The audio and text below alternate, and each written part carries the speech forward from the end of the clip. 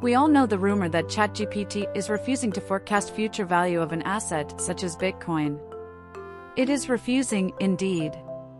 However, if we have the recorded data of historical prices for Bitcoin in a spreadsheet, in Google Sheets for example, ChatGPT beautifully tells us the way of calculation the future value of the asset.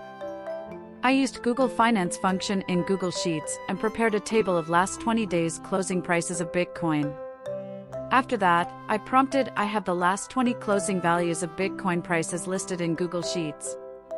In column A, closing dates are recorded from A2 to A21, and in column B, closing prices are recorded from Cell A2 to Cell A21. How can I forecast next day value in Google Sheets?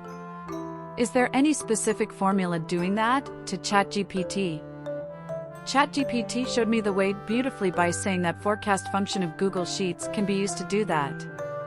It also mentioned that A22 represents the date of the next day for which you want to forecast the closing price in this formula. So, I have written A21 plus 1 in order to get the next day written in that cell. Afterwards, I have applied the formula proposed by ChatGPT directly into the B22. It worked beautifully.